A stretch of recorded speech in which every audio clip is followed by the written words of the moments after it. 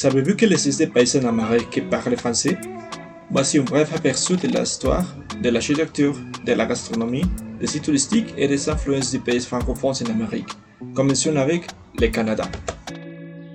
L'histoire du Canada francophone remonte à l'exploration et à la colonisation française au XVIe et XVIIe siècle, marquée par des figures comme Jacques Cartier et Samuel de Champlain.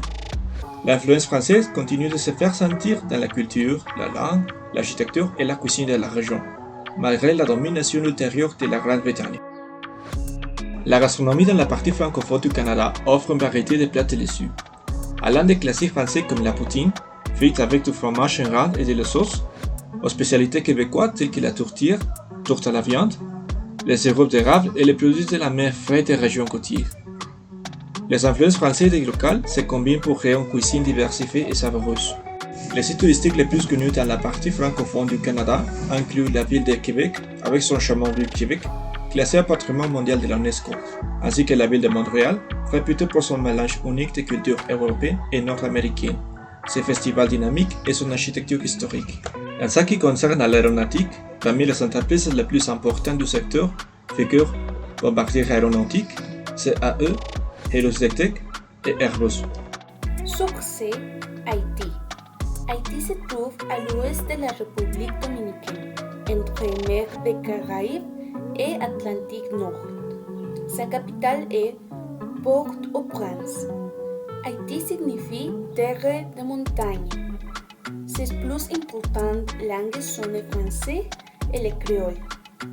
Des racines africaines et plus de contact avec la culture française, les Haïtiens ont créé une nouvelle culture distinctive avec de l'art, la musique, la danse et la littérature.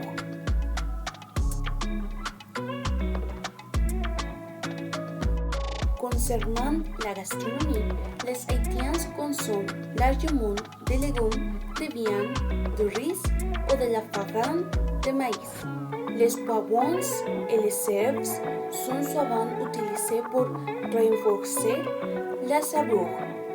Certains plats typiques sont le wagyu haïtien, les sauces poules et les tom-tom.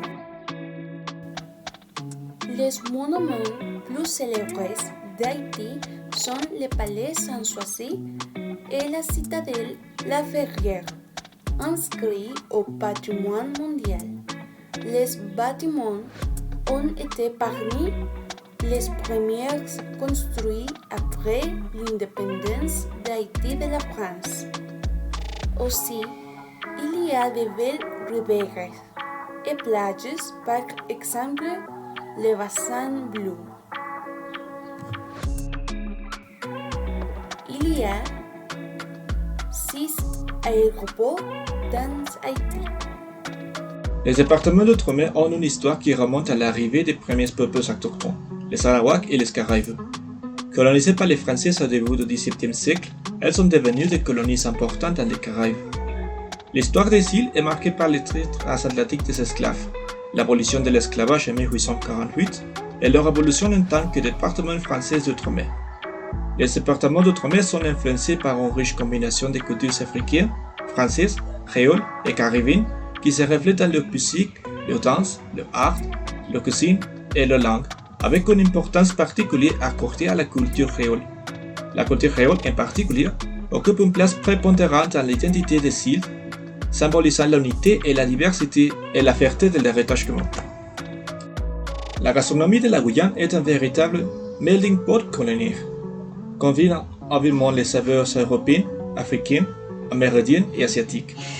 Parmi les plats les plus appréciés, on trouve les colombos de poulet, les flaves de poisson et les cassafes, accompagnés de fruits tropicaux frais tels que la goyave et la mangue. Quant au tourisme, la Guyane offre un éventail d'attractions captivantes telles que la réserve naturelle des Marais Échos, les îles de Salut, l'île de Cayenne et la ville historique de Saint-Laurent de Maroni. Ces sites touristiques mettent en valeur la riche histoire et la biodiversité exceptionnelle de la région, attirant les visiteurs de monde entier. La création d'une base de lancement de satellites à Kourou en 1975 a généré de nombreux emplois dans la région. Les techniciens, principalement originaires d'autres régions, et les soldats qui travaillent ont contribué de manière significative à l'économie locale. Les attractions touristiques les plus prisées de la Guadeloupe comprennent ces magnifiques plages de sable blanc, son parc national avec sa forêt tropicale et son volcan, les sites de sang pour le sœur cristalline, ainsi que les distilleries de rhum pour découvrir la fabrication locale. La Guadeloupe dispose de deux aéroports principaux. L'aéroport Guadeloupe-Port-Caraïbes, le plus important point d'entrée pour les voyageurs internationaux, et l'aéroport de la Désirade. C'est utilisé principalement pour les vols régionaux.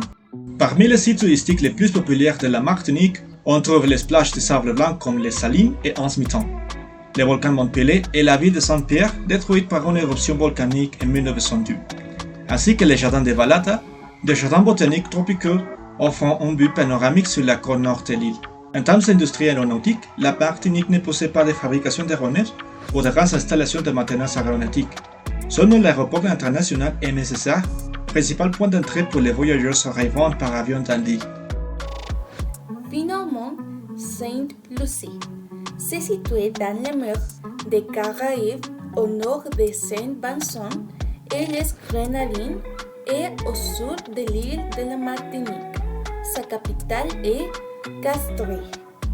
Les couleurs de son drapeau représentent le bleu, la mer, le jaune, les sols et les sables des plages, le noir, les volcans et les triangles symbolisent l'île. Les premières colons indigènes sont arrivés d'Amérique du Sud. Christophe Colomb est arrivé pour son 4e voyage dans les Caraïbes le 13 décembre 1502.